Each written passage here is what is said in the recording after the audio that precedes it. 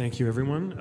I'm going to thank you in advance for your patience. This is my first ever PowerPoint presentation, so I'm sure it's going to go very smoothly, and I'm not going to have any hiccups at all. I was hoping you guys would have the big screen, but apparently that wasn't going to happen, so I'll do with what we've got. Okay, yeah, so as I was introduced, I'm a filmmaker working at the intersection of art, technology, national security, and politics. In the past, my documentary work has included television series and documentaries for places like National Geographic, Vice, History, and Discovery. So thanks for having me. It's great to be back at the Institute for the Institute of Network Society Conference. Sorry, I'm just going to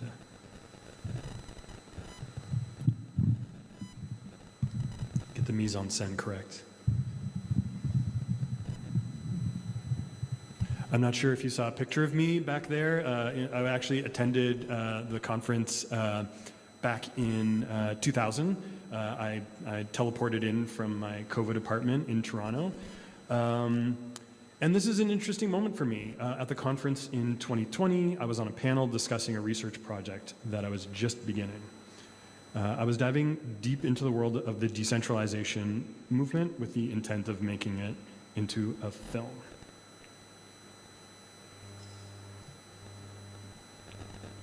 Okay, I know how to do this. Okay. Sorry, I don't want to spoil the ending. So the decentralization movement. This movement, some people call it DWeb, is a very loose collective of people scattered around the world.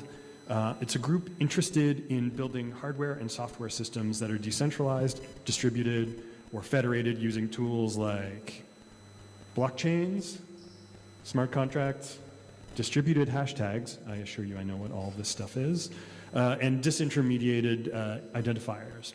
It's closely aligned with Web3, although in my experience, you have to be very careful about what names you use with what people. If you make the mistake of calling a DWeb person a DeFi person, they will not be happy with you. So the decentralization movement takes a different approach to technology than we're used to in mainstream discourse, choosing to view technology primarily through the lens of power. It examines shifts that are happening in our world, social, economic, and political, and examines the role that network technology plays in instigating those shifts.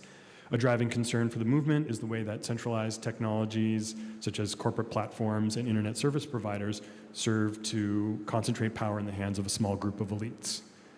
As a way of countering these forces, this movement believes that decentralized technology, with its different structures of organization and flattened hierarchical configurations, offers an escape hatch from these relationships of digital dominance and subservience.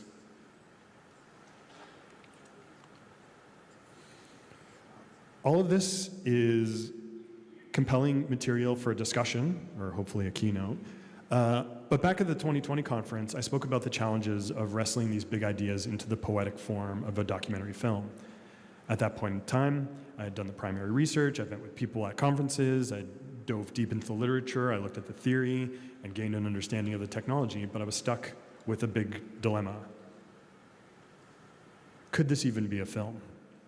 Maybe it would make a great article, or book, or blog post, but the form, structure, and texture of a documentary remained elusive to me at the time. How do you fit these large, abstract ideas into an engaging work of art, especially in a medium like film, one that prizes concrete visual phenomena and begs to communicate beyond the trappings of just language? Well, 5 years have passed, and those initial ideas and research have become my first feature-length documentary, The End of the Internet. I hope you can come to the screening at this conference later on today, and if you do, maybe you can tell me whether it should have just been an article, book, or a blog post instead.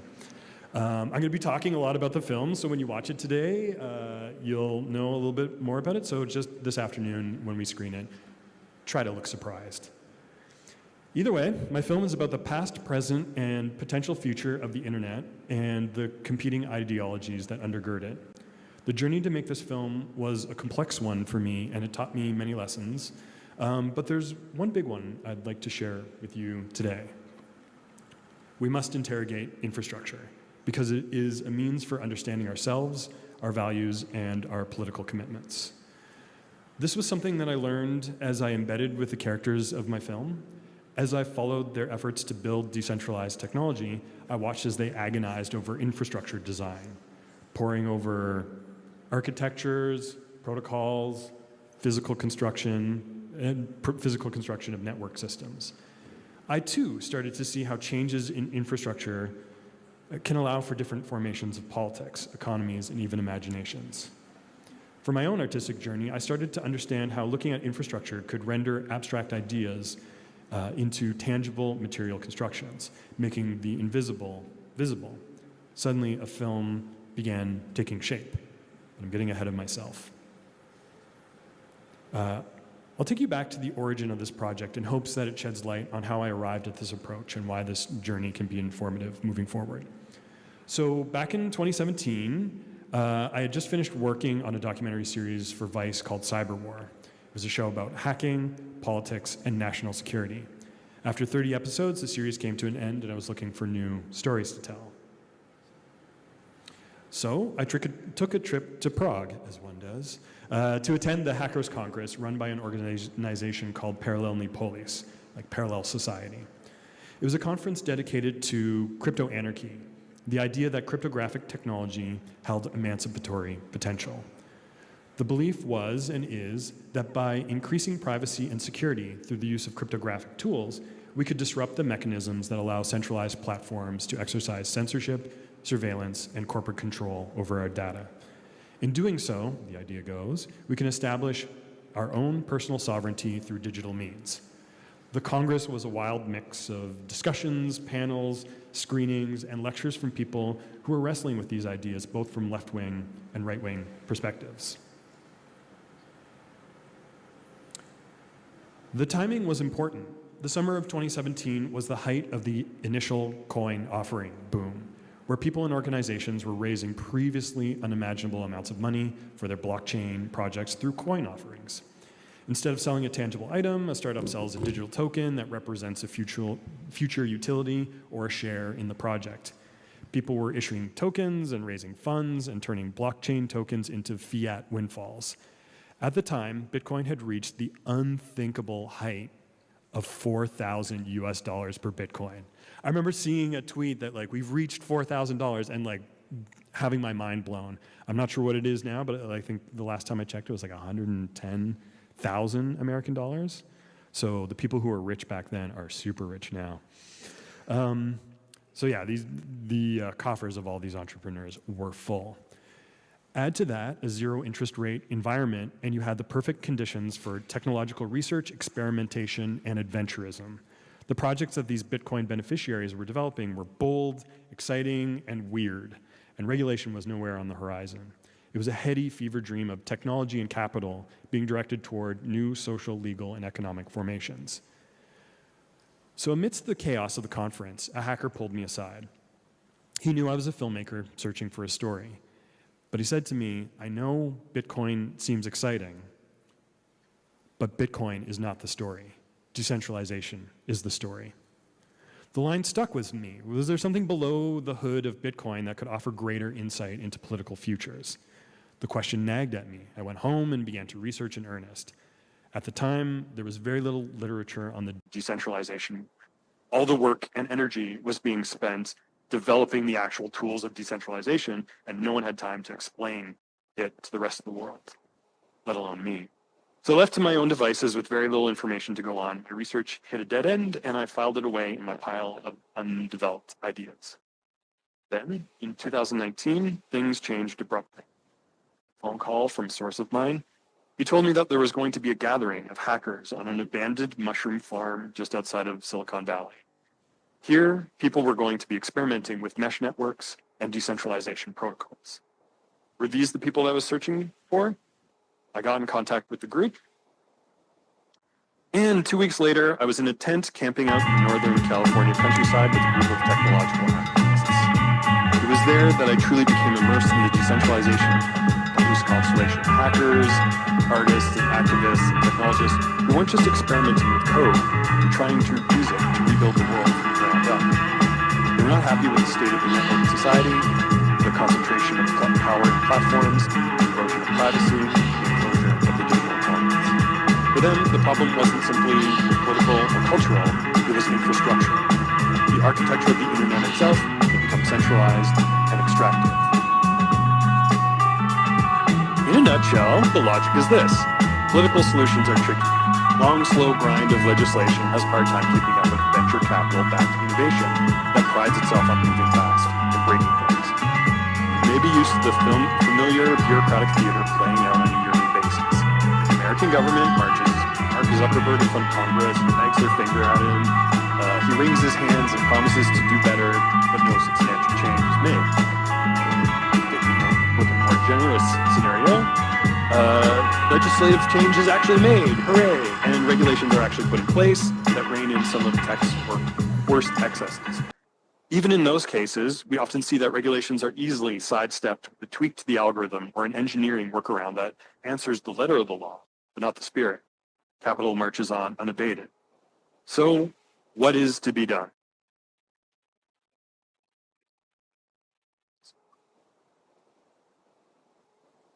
Here's some footage from that hacker. The decentralization movement had their own solution to subvert this paradigm. Slapping Band-Aid regulations over bad technology is like trying to rearrange deck chairs in the Titanic. It's cosmetic. Instead, the answer was to build new infrastructure that encoded the changes that they wanted to see in them. If you don't want platform monopolization, build a protocol that makes platformization impossible. On that mushroom farm, I saw people designing alternative protocols and ad hoc mesh networks, kludging together off-the-shelf hardware, designing alternative protocols, and distributed systems. All of these were small-scale prototypes of a different kind of internet, one that could support digital autonomy rather than platform dependency. The work was complex, people were fascinating, I was hooked, I wanted to tell the story. Stories about technology are important, is the primary force shaping the world that we live in. But these stories are complicated from a filmmaking perspective. Stories about technology and power don't look like anything. You can't see the invisible hand of technology any more than you can see the invisible hand of the market. The problem of how to explore abstract ideas is one that haunts all of filmmaking. First lesson you learn in film school is to show, don't tell. Audiences don't want to be lectured. They want to see, to feel, to discover through images and experience. The worst sin that you can make in documentary filmmaking is what artist Theo Anthony calls visual podcasts. A director strings together a series of talking heads, delivering a premeditated script, and then slaps a bunch of stock footage over top of it. You've probably seen it before, a film where an expert tells you what to think as you are flooded with random images of hackers typing on generic keyboards, or a faceless crowd with a bunch of pop-up squares floating over top of them. Maybe there's a Matrix-style digital rain floating down as a series of sound bites weave their way through the soundtrack.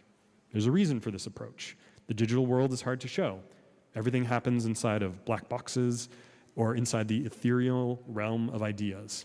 I was facing that problem.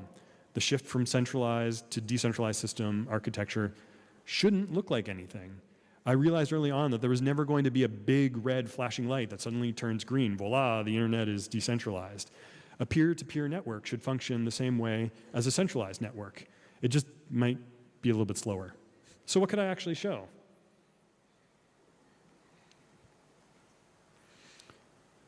The answer came from the movement itself. The people I was filming with were obsessed with infrastructure, with the physical and technical systems that shape how we connect. They believe that if you want to understand power, you have to look under the hood, at the architecture, the cables, the code. That insight became my method, too. So I began to turn my camera towards the physical infrastructure of the internet. The wires, the cables, the data centers, the antenna.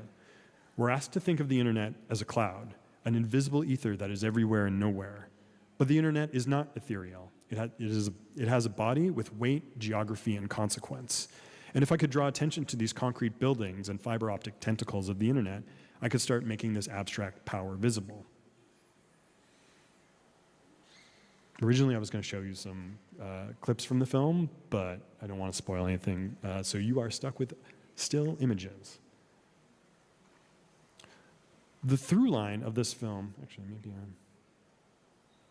the through line of this film is the work of artist Mario Santamaria. Mario is an interdisciplinary artist who focuses on the influence of communication technologies on our world. One of his most popular projects are his internet tours, where he takes people on a walking tour of cities, pointing out the unseen or hidden cables, wires, and antennas.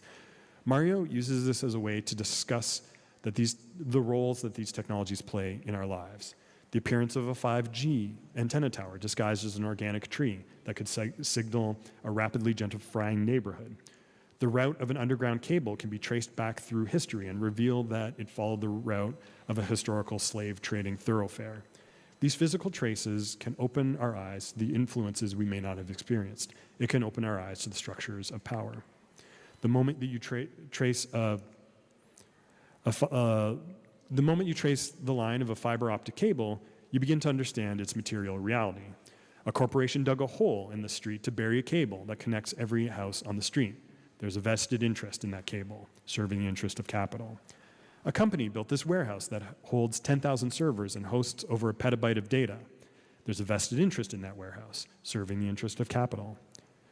Whether you use this infrastructure to download SpongeBob SquarePants memes or watch your favorite Twitch streamer, there's a vested interest in this infrastructure, serving the interest of capital.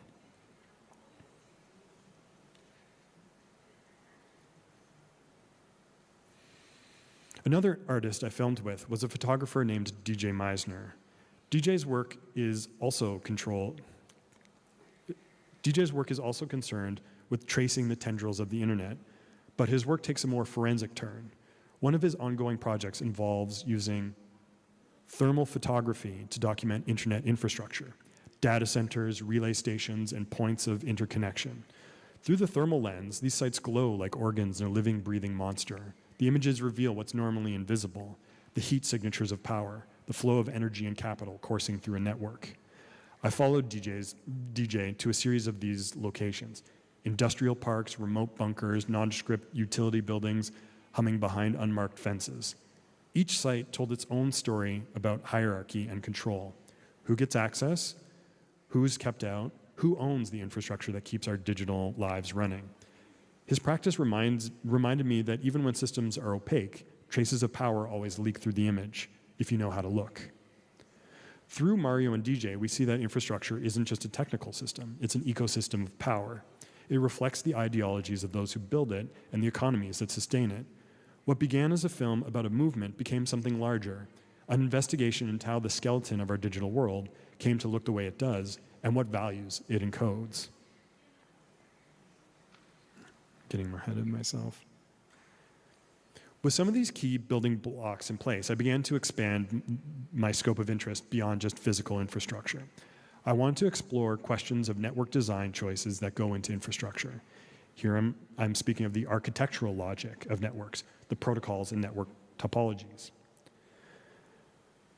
So woven through the end of the internet is an excavation into the early design decisions of the internet, the infrastructural choices that shape the means by which data could be exchanged efficiently through networks. The story begins during the Cold War. An American engineer named Paul Barron was working at the Rand Corporation, a military think tank that primarily designed solutions for the American Department of Defense. I guess it's the American Department of War now. Tasked with designing a communications network that could survive a nuclear strike, Barron imagined decentralized and distributed architectures, networks that could reroute around damage, resist attack, and survive disruption. Perhaps you've seen his famous diagram before. I found it everywhere I went. People sketched this design on napkins, put it up on whiteboards, and even framed it as a poster and hung it on their walls. Barron's design solved a technical problem, but also a political one. Barron had devised a system without a single point of failure. But this necessarily involved building a network without a single sovereign entity. For military used to centralized command and control infrastructures with strong top-down hierarchies, this was revolutionary. As these ideas moved from military research into academia with the creation of ARPANET, they collided with the optimism of the counterculture. In San Francisco, figures like Stuart Brand and the Whole Earth Catalog community saw in these networks the promise of non-hierarchical communication. As they struggled against the 1950s monoculture of office work with bureaucratic bosses monitoring and controlling every aspect of their job, these new kinds of systems could open the door for a new kind of structure, digital commons that could bypass bureaucracy and empower individuals. The design of the network carried with it an ideological charge. Decentralization is freedom. But as powerful as these ideas were in the abstract, they're also fragile in the face of concrete reality. When the World Wide Web emerged in the 1990s, its architecture, open, extensible, and largely unregulated, invited a new wave of commercial actors.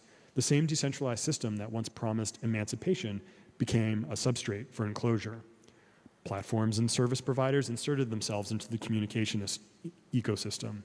As middlemen, taking some of the burden of network maintenance and growth off the hands of the user by offering curation, aggregation, and authentication, the platforms and service providers layered themselves on top of open protocols. Yes, they were creating efficiencies, but also new choke points for control and profit. The design decisions that made the internet resilient also made it exploitable. What began as a network built for survival became a network optimized for extraction of data, attention, profit, and power. In Alexander Galloway's book, Protocol, he talks about coding being the art of possibility. When you code something, you define a world and what can happen in it. And because of this, every protocol and architecture carries with it an implicit worldview, an assumption about how power should be distributed, who gets to participate, and who is left out. In a way, programming is an exercise in building a utopia, a world where everything works as designed for the benefit of those who built it. But utopias are complicated, often carrying within them an equal and opposing dystopia. Early network designs imagined openness and resilience, but once these systems met the marketplace, openness became a business model and resilience became a sales pitch. Infrastructures that were once public goods were recoded as private property. Look at these badasses. As part of my research, I spoke with Vint Cerf and Bob Kahn, the principal architects of the TCP/IP protocol stack. To this day, TCP/IP remains the foundational system that allows bits of information to move across the internet. As I delved deeper into the design of the internet's infrastructure, I wanted to understand whether there was anything in the logic of TCP/IP itself that might have contributed to the centralization of power that we see today. So I called them up and I asked them a cheeky question. Was there something about the design of the TCP/IP protocol that made the rise of giant platforms inevitable? Vint Cerf gave me a surprising answer. He asked me to think back to the days before the internet, in the era of mainframes and timeshare computing. He said that those systems were also centralized, and not because of ideology, but because of scale. In other words, centralization wasn't born from the protocol, it was born from scale. The more users and data a system must handle, the greater the incentive to consolidate resources, control, and computation. It was a reminder that even the most open designs can bend towards centralization once they collide with scale and with markets. And this is where technical logic meets economic logic. The protocol itself, TCP/IP, didn't choose centralization, but the market did. The pursuit of efficiency, reliability, and profit shaped the network's open design to something more hierarchical. What began as a system built for resilience evolved into one optimized for capture. The ideas of distributed communication were not undone by technology, but the conditions around it, by the way scale, capital, and convenience rewire our infrastructures from the inside out, from top down.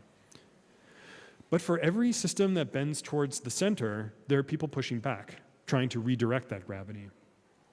The people I follow in my film are living at this intersection between infrastructure as a tool of emancipation and infrastructure as an instrument of capital. Each of them is, in their own way, rewriting the political and economic code that underlies the network, showing that interrogating infrastructure isn't just about cables or code, but about the values we build into the systems that connect us. This is a fuzzy picture of one of the guys from my film. This is Ramon Roca. So as part of my film, I went to the Catalonia region of Spain to meet with Ramon. Ramon is a telecommunications engineer who became disillusioned with the corporate control of connectivity in Spain. In 2004, he launched GiphyNet, a grassroots mesh network that now connects tens of thousands of people across northern Spain. Also a fuzzy image that, this is an image of GiphyNet. It was built on a simple idea that internet access should be a collective right, not a commodity.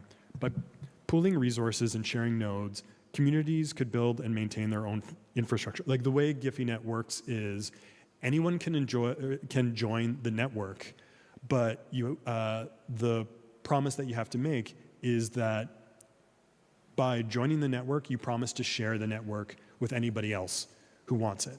So what this means is there's no centralized internet service provider. You're getting your internet from your neighbor rather than a fiber optic cable run by a centralized Telefonica, for example. So Ramon's work turns connectivity itself into a political act. It shows how rethinking the physical and social infrastructure of the internet can become an act of resistance, a way to reclaim autonomy from market logic.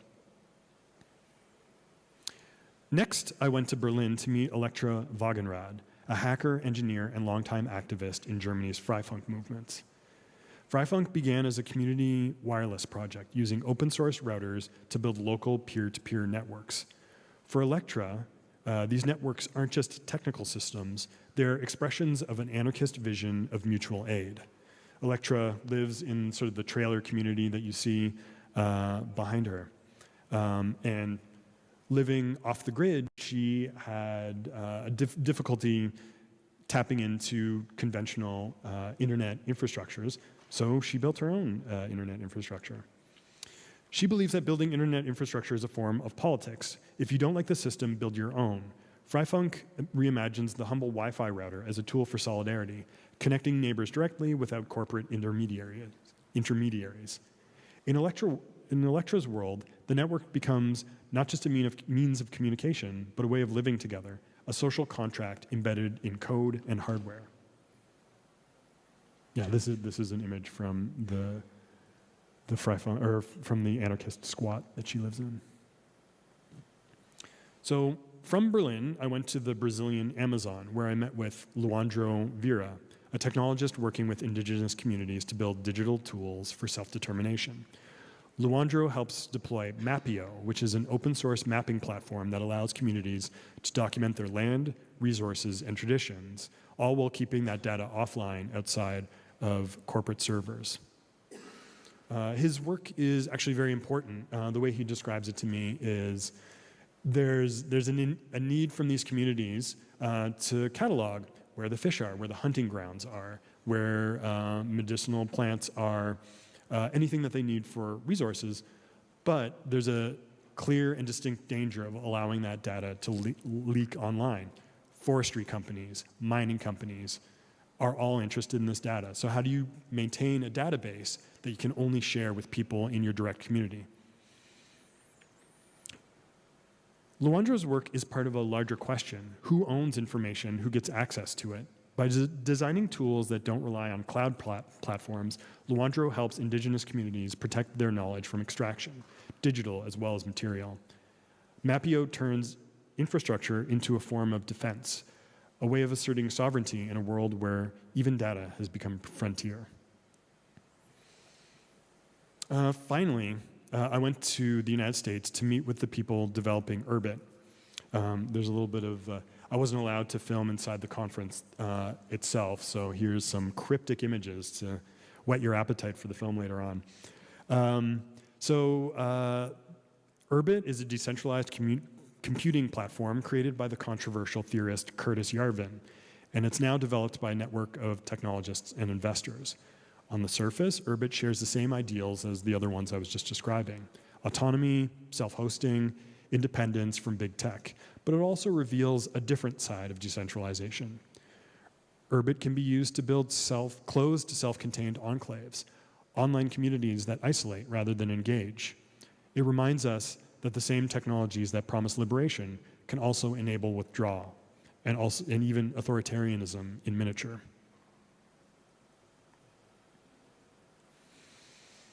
Each of these stories, Ramon, Electra, Luandro, and Urbit, reveal a different political reality of infrastructure.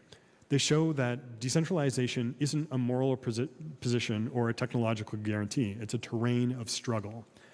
The network is not neutral. It's a living space where values are coded, contested, and lived. That realization became the core of my film, The End of the Internet. What began as an investigation into the decentralization movement evolved into something broader, an exploration of how technical infrastructure itself becomes a mirror for human intent. Whether physical or digital, every system we build carries traces of our politics, our economies, and our imaginations. As a filmmaker, I learned that making those invisible systems visible wasn't just an aesthetic exercise, but a political one. To reveal infrastructure is to reveal power, who has it, who's excluded from it, and how it circulates beneath the surface of everyday life. The moral, if there is one, is that technology is never neutral. It can be a weapon or a tool depending on how it's designed, who maintains it, and what values we allow to guide it. We must examine it closely or we risk letting the systems decide for us. And more often than not, that means abdicating our social and political desires to the logic that is building, maintaining, and deploying these machines, the logic of capitalism.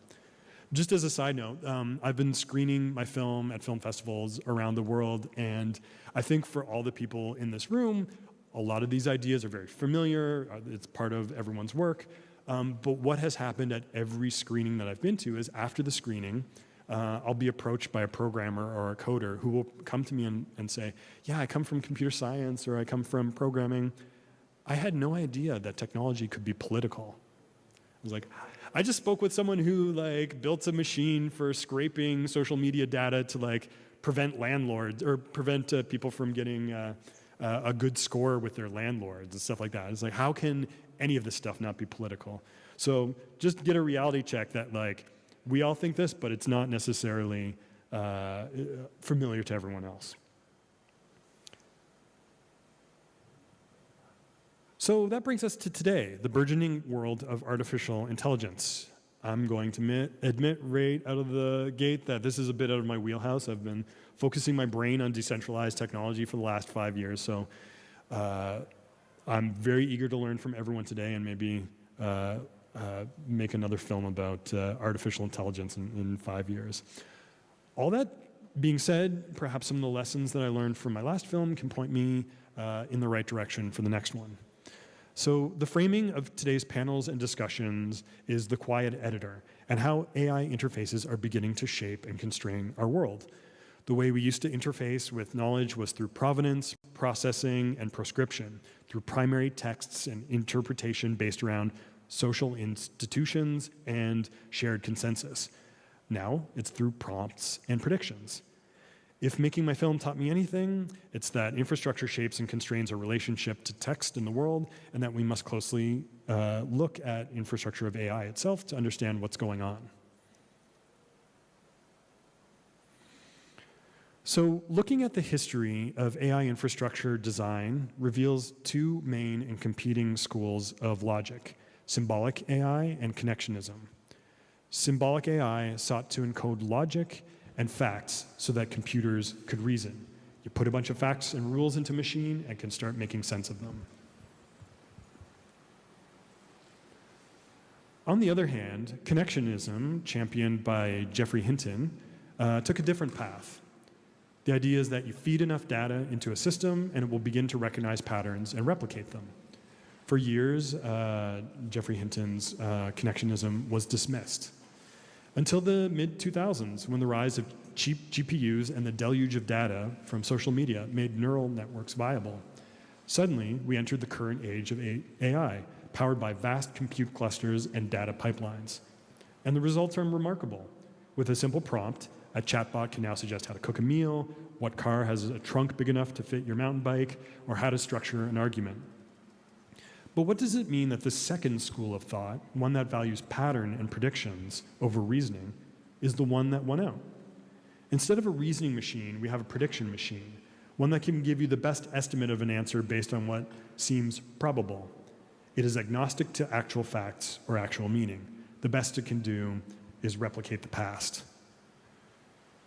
When considering the political economy of this new constraining mechanism for the modern world, I find myself thinking of Mark Fisher and what he called the slow cancellation of the future.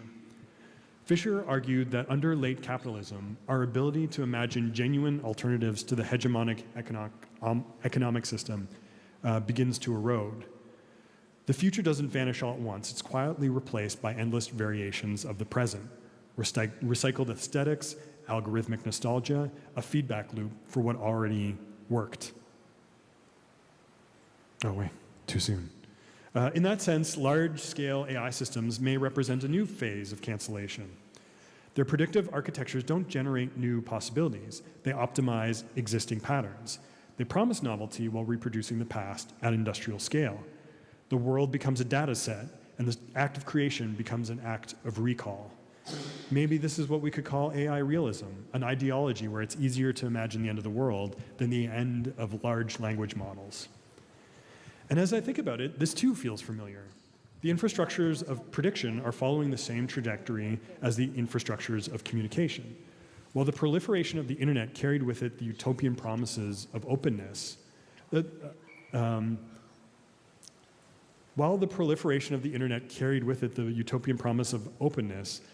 has become a race toward concentration of data, of compute, of control. The dream of artificial intelligence is colliding with the same physical and economic constraints that shaped the internet. The story repeats itself, only at larger and more invisible scale.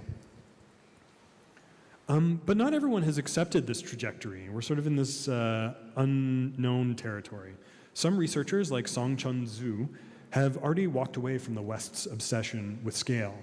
Zhu's work in cognitive AI seeks to bridge perception and reasoning, to build systems that understand the world, not just predict it. In a sense, he's returning to the original dream of symbolic AI, but without abandoning what deep learning has taught us. His vision of intelligence isn't a machine that mirrors the past, but one that can imagine futures. In that way, he represents a quiet rebellion against the predictive inertia of our time. Reminder here that even here, design is political.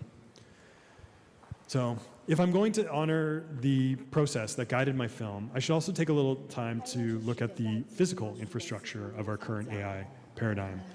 The growth of large language models is slowing. After years of exponential breakthroughs in replicating and predicting human speech and images, the progress is becoming more and more incremental. Recalling Vint Cerf's insight, we are once again being constrained by the demand for scale. The main AI corporations in the United States are struggling with stagnation, unable to scale their models at the same pace that they have for the past 5 years.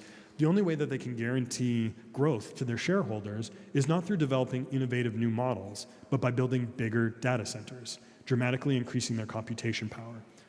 But the environmental costs are real. We are quite literally running out of world to feed into the machine. We have entered the stage of the PowerPoint where I ran out of visual ideas, so welcome to generic slides for the rest of the presentation. But maybe what's more concerning for me than the huge visible structures that are being built is to realize that these AI fever dreams, but maybe what's more concerning to me than the huge visible structures that are being built to realize these AI fever dreams is the invisible work that's happening beneath. As we feed more and more data into these machines and rely more and more on what they tell us, we're beginning to sideline the social and political institutions that were built up out of massive collective human effort, instead relying on the quick and easy answers that appear out of the simulacra. Decisions that were once made through deliberation, debate, and public responsibility are now made by optimization, by platforms, algorithms, and predictive models that answer to capital rather than to citizens. Infrastructure is becoming governance. And maybe this is what Mark Fisher meant by the slow cancellation of the future, the gradual erosion of collectively built institutions that take time and care to maintain, replaced by systems that optimize for efficiency and prediction. So in the end, the prompt remains clear. We must interrogate infrastructure. We must interrogate infrastructure because it's both a site of power and a mirror to ourselves. In looking closely at the systems that we build, we learn what we truly value, what we fear, and what kind of world we are willing to reproduce. Infrastructure is how our political commitments become real, how ideas turn into habits, protocols, and institutions. Thank you.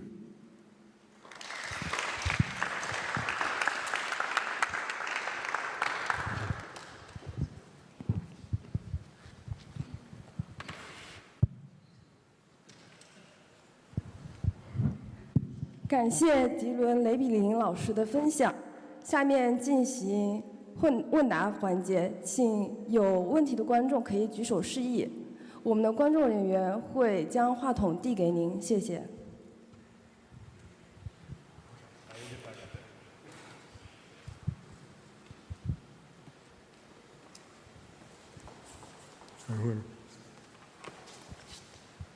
Dylan, that was brilliant. Thank you. I want to ask a question that sort of connects your practical problem of how do you film the invisible with a sort of analytical question. To what extent do you think the invisibility is an intentional project of evading accountability? Yeah. You know, and can you just say something about not just that it is hidden, but that people are actively hiding things? Well, it's funny because the idea of the cloud has a super interesting history. Like, it emerged in the early 90s from this company called General Magic. And they were trying to explain, we've all seen the memes online of people trying to describe the internet in the early 90s. Yeah, there's this new fad, internet, and we are going into the internet or going on what it is and what we didn't have the words and couldn't figure it out. It was this communication infrastructure that no one was able to properly articulate until General Magic came along and was like, oh, we'll make it in the cloud. It sort of does this double work of being both abstract, taking all these wires and cables, but also simplifies it. So it's just this magical, beautiful, fluffy thing that we can all interact with. But this is in an era in the early 90s before cloud computing was something that we all was used to aggregate and an amazing, the beneficiaries are Amazon and Google and all of the big tech platforms. So it's kind of this accident that worked out in all their favor because, yeah, when you talk about the cloud, it just feels like this, this magical thing that has no physical consequences or reality. And then you see these massive data centers and it's oh, wait a second, what do you mean it takes a liter of water to ask, ChatGPT, what I should eat for lunch today?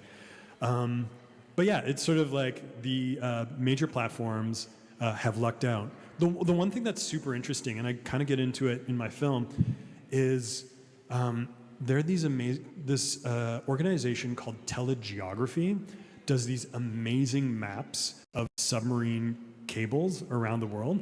And as soon as you introduce, every year, someone discovers these maps and it becomes a meme. It goes viral for a couple of days where it's what are you talking about? These are submarine cables.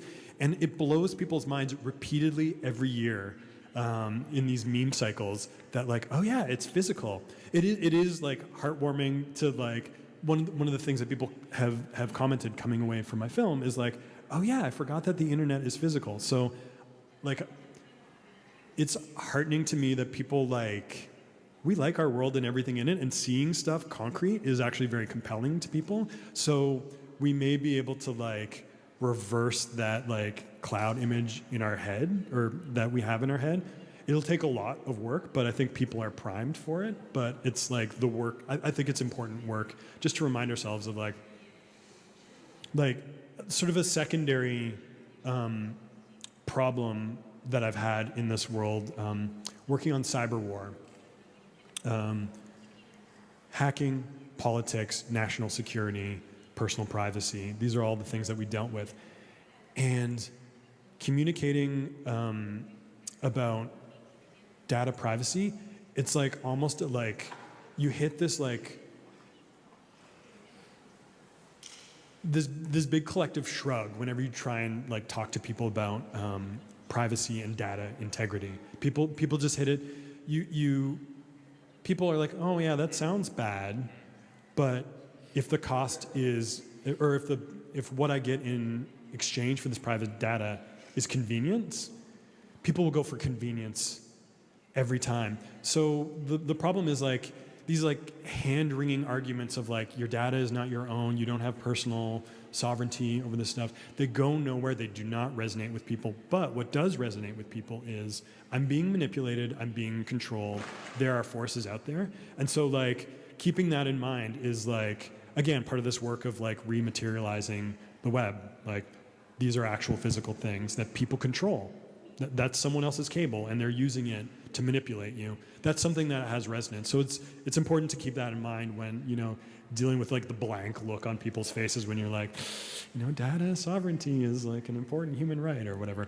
Remembering that like what people respond to is like something I got to keep in mind.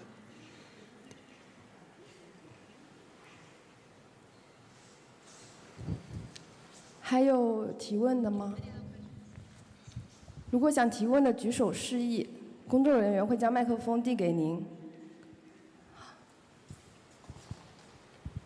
Thank you for your brilliant work. I was wondering, in the projects you have followed, and if the centralized efforts finally led to like decentralized efforts finally led to decentralized outcomes, or they just end up like being centralized again, like the internet, or just some central and powerful actors re-emerge from this process. Can you share with us some of the cases? Yeah, I mean, one of the big struggles with all of these decentralization projects is centralization makes money. Decentralization does not. So following all these people, they're building these projects out of like sheer force of will, you know, like they want to enact these systems that they think will make for a better world. And so they pour their heart and soul into a project, but they're competing against Google and Facebook or Meta, and it's hard to like get traction when you don't. There's like a lot of burnout in the community. Like a project will make great strides and then collapse because the person decides that they want to pay rent, or you know they need to get a job to like support, like put food on their table, that sort of thing. And one of the, I didn't talk about it here, but one of the people that I show in my film is trying to get a decentralized social media app up and running. And so we see him trying to pull together like a pitch session that's ultimately, you know, unsuccessful. Again, one of the things that gives me hope is that with each one of these projects, there's like a kernel of an idea that leads to someone else making like another change, or people are constantly building on this. So it's long and slow and incremental, but you know, at the flip side of it is some of these people are funded by, you know, just buying Bitcoin in 2007 and having like massive bank accounts that allow them to just do whatever vanity project they want. Yeah, so there is hope, but it's long and slow and unpredictable. 谢谢。还有最后一个问题，还有观众想提问的吗？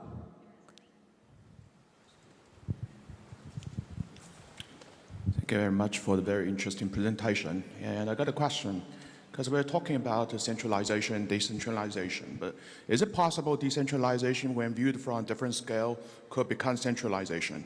I'm saying, is it possible there's no opposition between centralization and decentralization? It becomes a matter of scale, your perspective, and where you stand. So regarding the standing point, and another question related to this is, how could we actually defamiliarize ourselves from the technology? Because if you think about the on-hand idea, you know, McLuhan basically says the technology will disappear, fade into invisibility over time. So how could we possibly use art or, you know, data or datafied or digital methods to defamiliarize ourselves with the technology so that we can stand back a little bit and interrogate the infrastructure? Thank you very much. Yeah, so there's two things. I think you make a really good point about sort of this weird dynamic between centralization and decentralization. The book that I showed a slide of, Alexander Galloway's Protocol, talks about how there is this sort of like paradox of like, how does control exist after decentralization? Well, a protocol is actually like a very like, it's an agreed upon set of rules that you have to abide by, otherwise your system doesn't work. So whoever creates the protocol is like this centralized force that designs the world that people build on or play in. So it is this this sort of tense dynamic that we need to like be very conscious of, because some of the decentralization protocols, well, I'll leave it at that, and then go on to the other question, which is like, how do we defamiliarize ourselves? One of the things from like these like centralized paradigms. Sort of one of the questions that sort of my film ends up with is like, well, okay, decentralization is actually really complicated. It's a tool for emancipation, but it's also, it can lead to isolation and like the abdication of like social or communal values.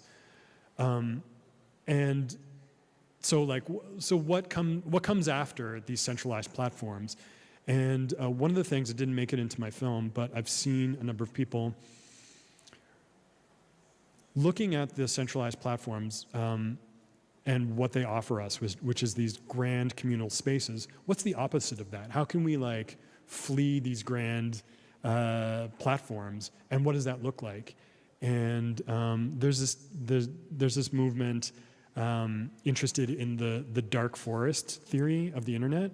So the idea of the dark forest is based on the book by Cixin Liu called The Dark Forest. It's part 2 of the that comes after the 3-body problem.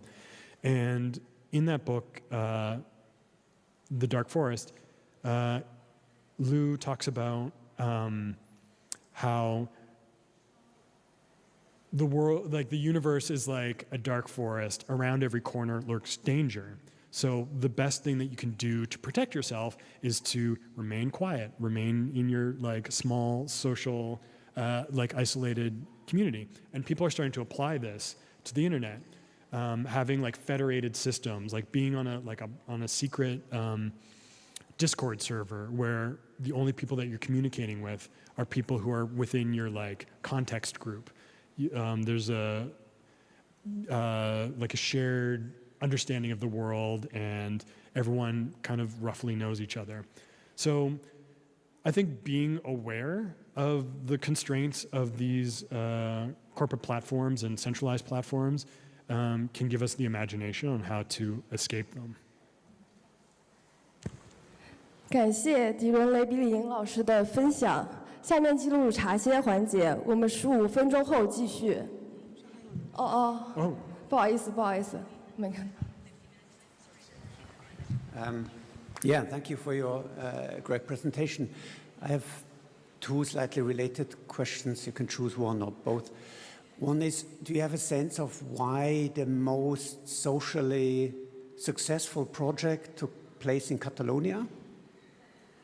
And the other one is that there is this kind of implicit techno-determinist idea that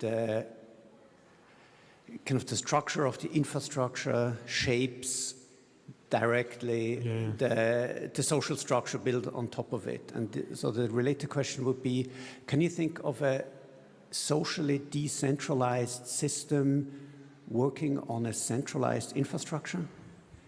Yeah, I mean, I wonder if like Wikipedia or Reddit is a good example. I mean, the case with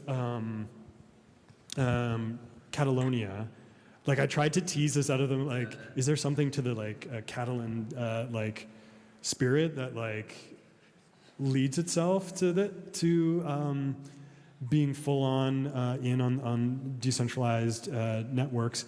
And like my own instinct is like the history of like anarchism and socialist co-ops in Spain, like like Mondragon and like other like sort of socialist corporate mixes means they're more open to like anarcho-syndicalist ideas. So I think that, like, I think there's just more of a like a history and culture there.